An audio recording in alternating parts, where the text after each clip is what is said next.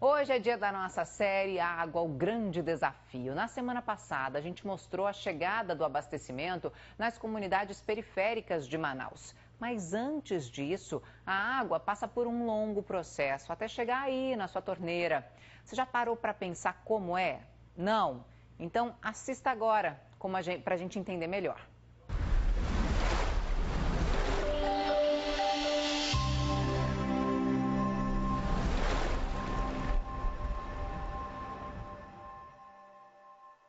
O sol abre seu holofote na imensidão do Rio Negro.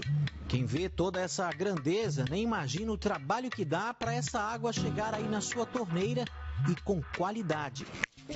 A cada estalo de dedo, ou seja, em um segundo, passam por esse tubo 3.300 litros de água, que vem direto do rio para a estação de tratamento. Mas afinal, por que mesmo com tanta abundância é necessário pagar para ter água em casa? A resposta pode estar na qualidade e na disponibilidade da água. Na reportagem de hoje a gente vai mostrar para você a diferença da água bruta e da água potável. Cada uma tem uma diferença. Água bruta é água da natureza, a água que a gente não teve nenhuma influência do homem para limpar essa água. A água tratada, ela é água que tem já com a retirada dos contaminantes, né? É uma água potável, uma água que pode ser consumida por uma população. Ou seja, essa água aí da sua casa é água tratada e não água bruta, que é água do rio. E aqui na capital, a responsável por isso é Águas de Manaus, que trata todos os dias 700 milhões de litros d'água. É como se fossem 10 caixas d'água de 1.000 litros por segundo. E o fator curiosidade não acabou. Você de casa me perdoe pela comparação, mas esse tapete que parece com achocolatado é na verdade matéria orgânica, ou seja, a sujeira que veio da água do rio. E para limpar tudo isso tem custos e um processo rigoroso. Para a gente levar uma água de qualidade, né, e uma quantidade de água disponível na casa das pessoas, a gente tem uma série de etapas que a gente precisa executar. É muito minucioso, é muito trabalhoso e é muito custoso também todo esse processo, né? A gente tem a captação onde a gente gasta energia, a aplicação de produtos químicos nessa água para retirada e depois você tem a disponibilização, que é levar essa água até a casa das pessoas. Basta ver a quantidade de produtos químicos que estão esperando para serem utilizados. São toneladas e mais toneladas que vão servir para descontaminar milhões de litros d'água todos os dias aqui na estação de tratamento da Ponta do Ismael, no bairro Compensa, zona oeste da capital. O processo dura em média 4 horas. Na estação de tratamento, a gente já coloca alguns químicos para fazer com que se atraia. Então eu vou fazer a separação da parte sólida e da parte líquida da água. De lá a água segue para a filtração.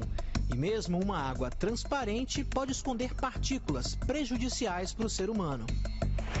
A água que a gente está vendo aqui já está bem limpinha, bem cristalina. Ela já passou pelo processo de captação, flotação, ou seja, retirada de partículas mais graúdas, até ficar assim, cristalina.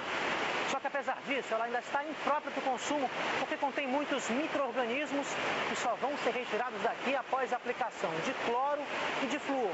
E daí sim, a água vai estar disponível para passar pelos tubos e chegar até a sua casa.